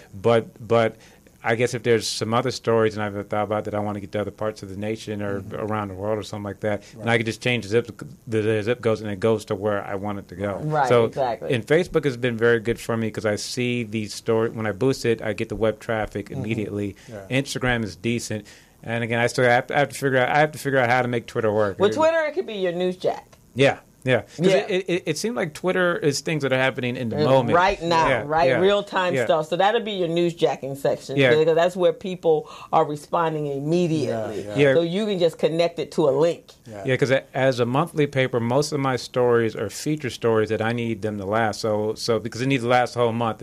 Like if I was a daily paper, the story could be good for 2 or 3 days or even that day, but it's a daily paper. But as a monthly paper, if someone picks this up in 3 weeks, the story still have to be good. So I usually don't write stuff that's late breaking. When I go weekly, I could kind of do more of that. But right now, actually, most of the stories, if you read a story I wrote 6 months ago, it's still good. Right, but exactly. With a lot of late breaking news, if it happened 6 months ago, you're just like, it's no good to you today. Well, and here's one for you. In this week, I heard that in Washington, D.C., there's a group that's suing I think the council people somewhere in D.C. for gentrification in D.C. I saw that headline. I was going to read that story. So that could be a newsjacking and tie it back to here, right? I could tie it back to the meeting I went to last night. It's like, so that would be the concept of that. I learned a new term here. Yes, thank you. It's a good thing you came on the show today. You guys gave me like 3-4 stories. You gave me a new term. So that relationship is going to really work, right? I'm going to be back next week sitting right here. So that's why it works for us to come together, right? When you're out there, because we need people to know that we're here and to listening to the show and bringing on more guests. being able to get them in. So if they, you interview them on the street, and then they can come in and get the publicity. And that's the other thing that TJ mentioned is anytime there's any kind of publicity that you are getting, whether it's the paper or us on the show, they need to be working their social media, because that'll help all of us, right? Yeah. So if you're doing an article in the paper, they should take that article, get that article from you, and blast it out everywhere. Now, I know stories that do extremely well online, it's usually the subject of the story blasted out. Yeah. Sometimes I write a story on someone and they don't post it. I'm like, I just wrote this great story. Right, it's help me help you. But a lot of people, I'll notice before I blast it, they've already blasted it, and then I can see on the hits I got on my website, it's like, well, I got 1,000 hits and I haven't blasted them myself, but that's because the other person was already blasted. So that you love that kind of person that you've written or had on as a guest, because they're really working the whole media, and that's what we want. Yeah. We want to get a whole lot of folks working so that we become both the LA Standard and the BusinessZone a household name. Yes, that's what we're talking about. That'll be great. Yep. And then, that's what we're talking about. And then we can both have more employees. Right, exactly. I can have somebody specifically to editing the show. You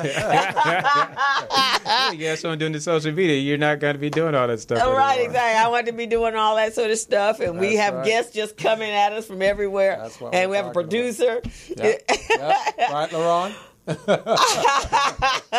Wow, look at that. We're already at 5 o'clock. All right, there already. See, that's what happened when we're having fun and we're sharing good information. Yes. This is excellent. Right. So is there any parting information you want to share with the audience listening out there? Yeah. All the stories, because, again, I'm almost 2 years in. I don't know how many stories I've written. Or the paper's published, maybe a few hundred. Mm-hmm. They're all on the paper's website. So if you go to LAStandardNewspaper.com, it's LAStandardNewspaper.com. We have news section, politics, education. We have travel section, lifestyle, entertainment, sports, a career section that has a lot of the careers that in career training and stuff like that. We have a business section. In the education section has a lot of programs that people can put their kids in. The business section has a few stories to tell people on what they need to do. I have a story on you guys that are still there. Right. That's still good. So in Facebook, Instagram, and Twitter, it's all there. So there's a lot of great information that I've published that it's still in existence and it can still help people out. Let's tell the audience also about some of the cities that this paper serves, like the Crenshaw, Leimert Park, Baldwin Hills area. Dew Park, Windsor Hills, Ladera Heights, Park Mesa, Jefferson Park, West Adams, and Mid City. Inglewood too. Inglewood. So now that I've grown in this area here, I've kind of migrated down in Inglewood. I'm getting more stats, so I need to add them here now. Excellent. And for each edition, I need at least a few Inglewood stories. So I try to get a mix of all the communities I'm in. That's fantastic. And so for those that are not quite social media savvy, where do they physically pick up the paper? Okay. Wow, so long. I wonder if I've listed the highlights. Right. I know they're at my bank at Broadway Federal in Figueroa. Yeah, they're there now. One United Bank here in Crenshaw. Okay. You get it at Simply Wholesome on Slauson and Overhill. How about Little Kingston? Doolins. Do you have it at Little Kingston? Is that the place out from Slauson? Where we were. That's where I want to break into now. You might want to talk to them. I'm in a lot of churches, fast food places, convenience stores, a couple other banks. I'm at Roscoe's. I drop off a sector. And the paper is free, right? Yeah, it's free. It's monthly. It comes out at the beginning of the month. Mm-hmm. Now, can they subscribe by just going online? All right, so that's something that I've had in the works for a while. Okay. There's a lot of steps to that, so I haven't got to that yet, but that is something that's in the works. Okay. Okay, well, I'm looking forward to us doing some good stuff. And looking forward to seeing us in here, too. And we will be, because we're going to do some cross-marketing for him. We're going to put him on and create so we need an ad. Yes. That we can blast for on, and it like Small Business Pro blast. So we'll be able to do that for the LA Standard, and then we'll send you guys an ad. We'll send you an ad over. Yeah, and then on your YouTube page, I'm gonna go through all your I'm gonna send you the link over. So and then I'm gonna find some stories that I haven't written about, because I know you guys have interviewed some very interesting guests, so I could do stories on them. And you guys can look at my business section online and find special guests that you guys want to bring in here. Okay. So content wise, there's going to be a great partnership. There's going to be a great partnership. Excellent. Really looking forward to it. Excellent. It's going to be awesome, actually. Yes. And Jason, when he first 2 years ago, so he's gotten much more comfortable with the whole talking to the people thing. Because when I first asked him, he's like, "Oh no, I'm behind the scenes." Right. But obviously, you can't be behind the scenes if you're the writer. Exactly. So you're used to being behind the camera. Yeah, right? yeah, exactly. I'm used to asking people questions. I'm writing their story. Now you guys are asking me questions. I'm like, this is another thing. I want to do. But you're talking about your baby, so that's okay, right? Yeah. So that's where it's important. So this worked out perfect, and I'd love to come back. Well, we thank appreciate you coming on the Business Zone. This was really wonderful and really refreshing and informative. Because I think we all learned a little something today from each other. Yeah. So this was wonderful. So thank you, sir, for being on the Business Zone. Oh, thank you. Mr. Jason Lewis from the Los Angeles Standard newspaper. And he'll be a strategic partner with the Business Zone. So moving forward, from this time forward, we're going to have, how should I say, co-paperwork going Collective out resources. Collective resources. There you go. Collective resources. So Kamiko says on Facebook, great show. Thanks for all of the information. Awesome. She's over she's got a little business over at Crenshaw Yoga and Dance. You know where that is? Yeah, right there I've done a couple of stories on them. So, right. I've Kamiko is actually in she's a separate business, and she does a sewing class. She teaches people how to sew at Sun and Seed. Right. Yeah, and I drop papers off at Crenshaw Yoga. Yeah, it is. I saw it over there the other day. So, great tip. So she's great. So, what you got going on this week? Well, this week I don't have any workshops, but what do I have?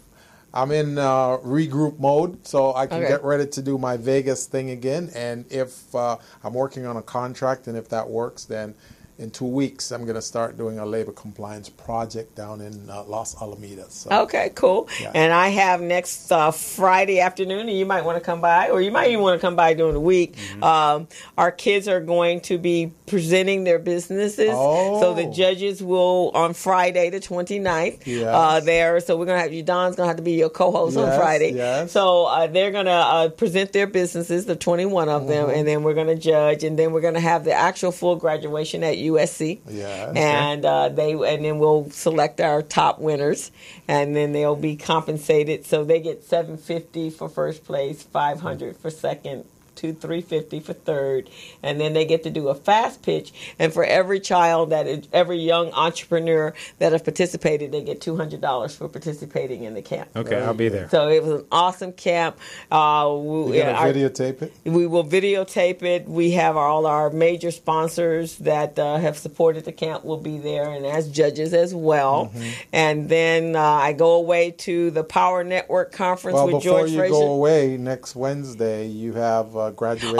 And then I have graduation for Mount SAC, so that's another program. On the 27th? On the 27th, I was out at Mount SAC, Mount San Antonio Community College. Right. I teach young adults who are on the social services, the LA GAIN, workforce readiness, and I teach them how to become bookkeepers. So we're graduating our 6th class. We have about an 85% higher rate. You know, we should do an article on that in here too. Yeah, that would be fantastic. Because your success rate is like 99%, and that's a lot to be said in here, and nobody's doing that. So we need to give some recognition. Yeah, so I'm very proud of these young people. And so they get them off of social services, and now they have, and on top of that, they get me, the entrepreneur. So I teach them how to do their own businesses and just fill them with encouragement and confidence. And so most of them are already hired even before they get out of the program. Right. And so that we're doing that with the Los Angeles LACO, Office of Education, and it's a cohort in Mount SAC. Okay. So I'm very proud of that. So graduation is next Wednesday. Excellent. And then I'm going to go to the Power Network Conference in Baltimore and get filled up with the 1,500 black folks that are thinking and talking like me. She's going to link up and rub shoulders. I'm going to rub shoulders with, I think Les Brown is going to be speaking, Willie Jolly going to be speaking, and some other folks. And she'll bring back those resources to me so we can get rich together.